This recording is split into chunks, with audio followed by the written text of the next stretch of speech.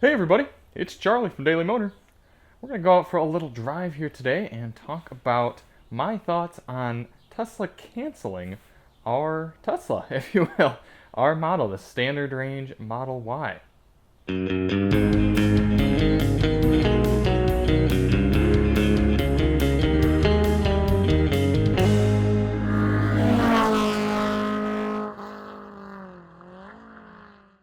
Starting out pretty candid here, so you all can kind of see what a little bit of Model Y ownership is like. Throw my camera bag in the back.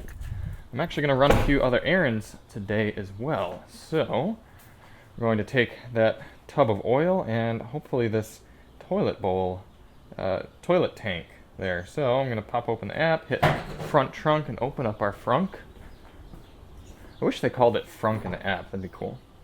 So, the question is, can I fit both the tank of oil and the toilet tank in the frunk? I don't think I can, so my main concern is going to be the oil, because that's one thing really nice about having a frunk is you don't have to worry about getting any smells or anything dirty in your car. I actually don't think that's gonna oh, I can turn it over on its side like this. There we go. Is that gonna close? I think so. Let's see. Oh, I should throw a pair of gloves in here too. That. Okay, now let's actually throw the toilet tank in the back of the car. Shout out to Grizzly, charging up our Tesla daily. Got it all nicely situated there. Works well. Pop open the trunk. Now, I'm actually going to put this in the under part of the trunk because it'll keep it from making noise. Alyssa's grocery bags there.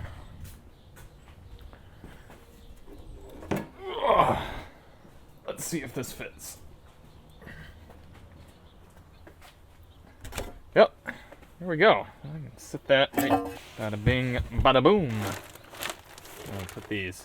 Let's put that there for now. Cool. Let's go for a drive.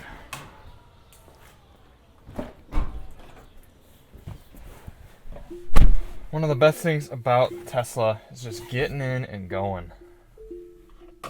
It's so pleasant and simple and peaceful. So, a few weeks ago, Tesla dropped the price unannounced, as they do with pretty much every change they make regarding their model lineup.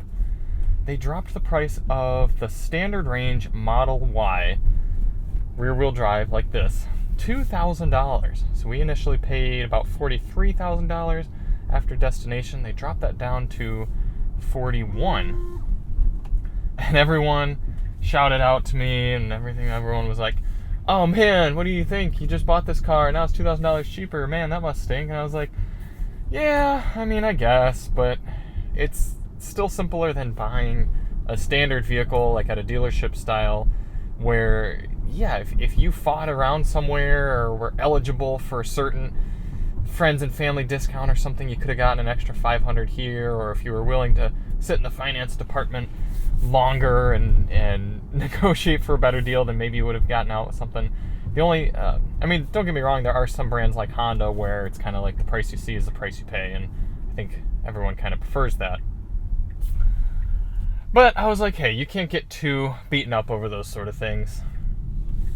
I know there are owners of Model S's out there who paid over $100,000 a few years ago and then had the price of their car be cut dramatically over their ownership period. So not only do they feel like other people got a better deal, but the more frustrating thing is resale value. And that's the only thing I was kind of bummed about, is like, we paid what we paid, but that means the Model Y standard range is going to be worth at least $2,000 less now when we go to sell it. So that's a bit of a bummer. But overall, I got over it. And then just a few days later, all of a sudden the Model Y standard range was just missing off of Tesla's website. It just wasn't even there. Now, I didn't make too big of a deal about this right away because Tesla has a tendency to take things off the website, put things back on. Just recently, they had removed the tow hitch option for the Model Y. On all the long range, standard range, didn't matter. That option was gone. Everyone was like, oh no, what the heck? And then they brought it back just a few days later. So I was thinking that would be something that would happen with the standard range Model Y. But no, it never came back, and then somebody finally asked Elon Musk about it on Twitter, and he responded that it would still be available off the menu But what he really meant by that is just that if you could find one that had already been made and was in inventory, maybe somebody didn't take delivery of it or something like that, you could buy one of those, but they would no longer be producing the standard range Model Y. And I was understandably a bit bummed. I mean, here we paid a good amount of money for this car and specifically got it so that we could report on its ownership experience, report to other people who would be interested in getting a good deal on a Model Y and seeing if they could get around and live with this 244 miles of EPA combined range. So obviously we're planning on doing a whole bunch of range testing, reporting back on our ownership experience. We did plenty of videos of the rear-wheel drive Model Y in the snow for people who are wondering if they could make do just having rear-wheel drive. Then all of a sudden, all of that's pretty much pointless. I mean, it's not 100% pointless to do range testing. There's still plenty of EVs that have about 240 mile combined ranges. And the efficiency numbers that we get in this standard range car can still be extrapolated to the long range Model Y. I mean, the long range Model Y's numbers are going to be a bit lower than this because it's heavier and it's got both motors in there. If we're able to get 250 watt-hours per mile out of a trip, then a long range Model Y would probably get something like 255.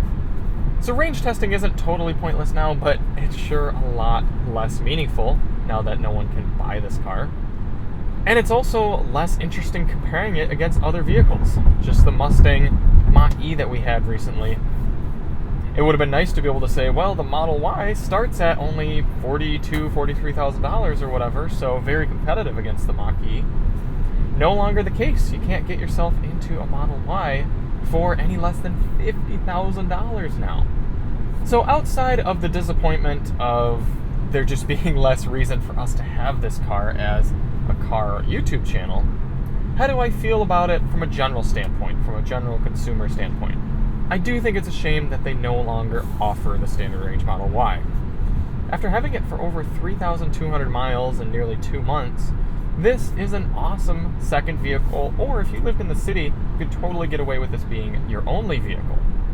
Right off the car's calculations, and this does read a little bit low, but we're getting 300 watt-hours per mile over the entire lifetime we've had the car. That comes out to about 3.3 miles per kilowatt hour. That's with road tripping, that's with cold weather driving, that's with driving hard, driving easy, everything, no matter how we've driven this car, average, that's our average. However, since the weather's been getting warm, we've been having no trouble getting right up by EPA numbers. Right now, over the last 30 miles, we're looking at 214 watt-hours per mile. That's above EPA rating. And that hasn't been any sort of weird driving. I mean, it's been a little bit more city-oriented, but it hasn't been crazy. It's not like I've been just breathing on the pedal or anything. Now, I've talked to multiple Model 3 owners who say they've either wished they had considered the Model Y when they were shopping, or said they will be getting a Model Y in the future because it wasn't available. It hadn't been produced yet when they bought their Model 3. Some of the reasons they cite are having a car that's higher up, easier to get in and out of, and having that extra space in the vehicle.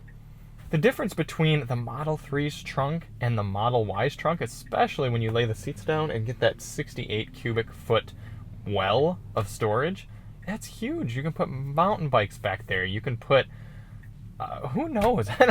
The possibilities are nearly endless. In fact, you can even lay down back there as a 5'10" person and completely fit in the vehicle straight. You could put two 5'10" people next to each other. So the fact that to step up between a Model 3 and a Model Y now costs more than $12,000, that's really tough. That's an entirely different group of people who can afford a Model 3 than would be able to afford a Model Y. You're not talking, oh, we might need to stretch a little bit more to be able to step up to the Y. No, that's $12,000 is an entirely different vehicle class. In fact, I could even see people who own a Model 3, especially a long-range model that can do 350 miles cruising along, no problem. If their spouse wanted a second vehicle just to be able to run around town and do more of those sort of things and didn't need the road tripping ability because they could take the Model 3 for that, or the Model S, it would be so much nicer for them to only have to spend $43,000 to get into a standard range car versus having to step all the way up to that $50,000 mark to get a Model Y. Now, there's no getting around the fact that the range is limited in this standard range Model Y. It's significantly the lowest range Tesla produced, and if you do plan on going on road trips, you're going to be supercharging quite a bit, as we've already found out. But the fact that there are so many other manufacturers coming out with electric vehicles that have this similar 240-mile range mark, it seems really unfortunate to me that Tesla doesn't also have their hat in the ring there. I mean, yeah, you can get a Model 3 with 263 miles of range, but I know many people who would have very much rather spent the extra few $1,000s to jump up from a standard range plus Model 3 up to a standard range Model Y than having to jump $12,000 to get there. So for us, overall, we still love having the car. Yeah, it's a bit of a shame that some of our videos aren't quite as relevant anymore, but we're still going to be making Model Y content. I love driving it. Alyssa loves driving it. The Topher loves driving it. We can still get all of our Tesla system updates and talk about those when they come out. We can still compare it against other electric vehicles. So I'm totally fine with the fact that people can't buy this car anymore.